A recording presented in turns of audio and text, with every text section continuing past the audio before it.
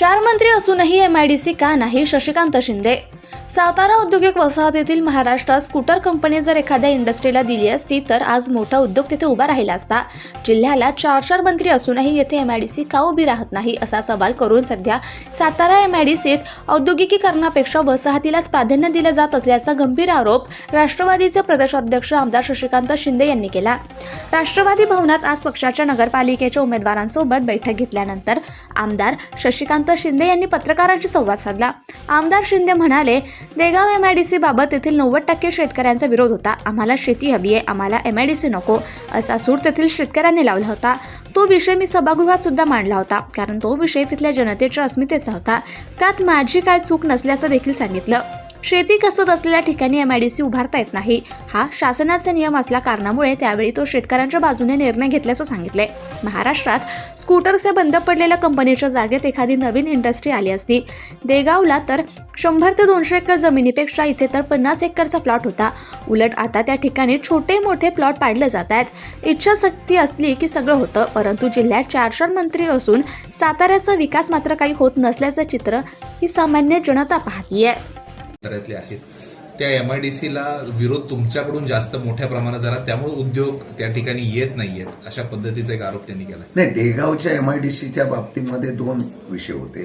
एक म्हणजे त्या देगावच्या एमआयडीसी मध्ये ज्या शेतकऱ्यांच्या जागा जात होत्या, नियम असा आहे की शेतीच्यासाठी ज्या शेतकऱ्यांचा ती जागा एमआयडीसीला द्यायला विरोध असेल कुठेही, तर ती जबरदस्ती अधिग्रहण करू नये अशा प्रकारचा नियम आहे, निकष आहे. देगावच्या 90% लोकांचा त्या ठिकाणी विरोध होता की आम्हाला ही शेती आम्हाला पाहिजे, आमची एवढीच जमीन आहे, त्यामुळे त्यांनी विरोध केला होता.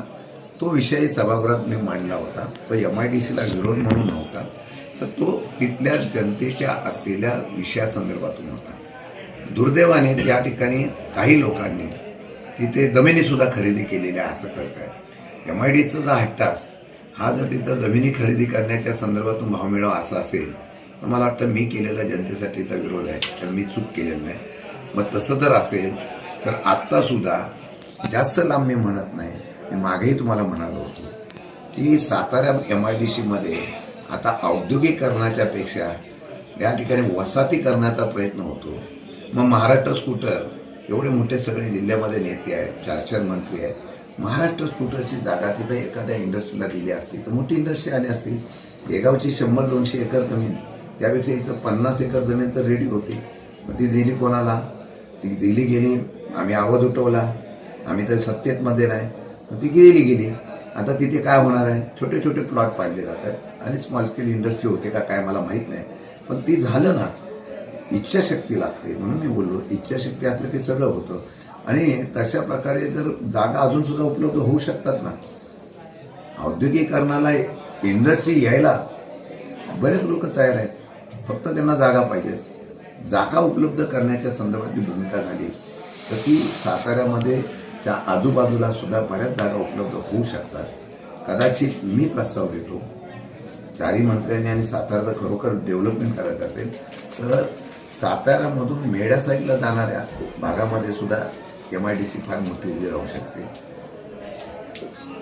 त्यांना जर वाटत असेल तर औद्योगिक मंत्र्यांना बैठक लावावी किंवा एकनाथ शिंदे जसे सांगतात फोनवरून इथे एमआयडीसी द्या, तसं एखादा फोन लावून द्यावा. आम्ही सांगू कुठे एमआयडीसी करायची ती, आणि ती 4-5 दिवसात उद्योग मंत्र्यांनी करून द्यावी.